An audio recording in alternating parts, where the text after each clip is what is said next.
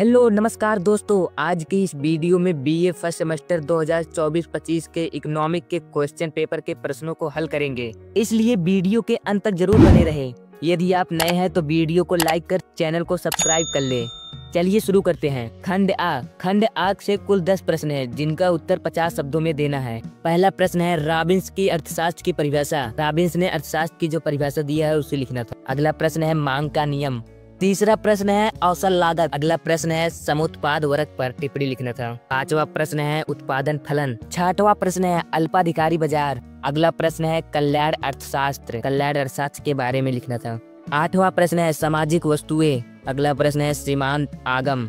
सीमांत आय किसे कहते हैं। 10वां प्रश्न है आभास लागन। आभास लागन क्या है, इसके बारे में लिखना था। अगला प्रश्न खंड बा से है। खंड बा से कुल 4 प्रश्नों का उत्तर 150 शब्दों में देना है। पहला प्रश्न है तटस्थता वक्रों की विशेषता बताइए। अगला प्रश्न है परिवर्तनशील अनुपातों के नियम को समझाइए। चौथा प्रश्न है हीरा जल विरोधाभास की व्याख्या कीजिए। पांचवा प्रश्न है रिकार्डो के लगान सिद्धांत की व्याख्या कीजिए। छठवां प्रश्न है एकाधिकारात्मक प्रतियोगिता की विशेषता बताइए। अगला प्रश्न है वितरण की सीमांत उत्पादकता सिद्धांत का आलोचनात्मक व्याख्या कीजिए। आठवां प्रश्न है अल्पकाल में पूर्व प्रतियोगिता में कीमत का निर्धारण कैसे होता है। नौवां प्रश्न है मूल विभेद की आवश्यक दशाएं क्या है। अगला प्रश्न खंड सा से है। खंड सा से केवल 2 प्रश्नों का उत्तर 450 शब्दों में देना है। प्रश्न संख्या 10 प्रकट अधिमान सिद्धांत की समीक्षा कीजिए।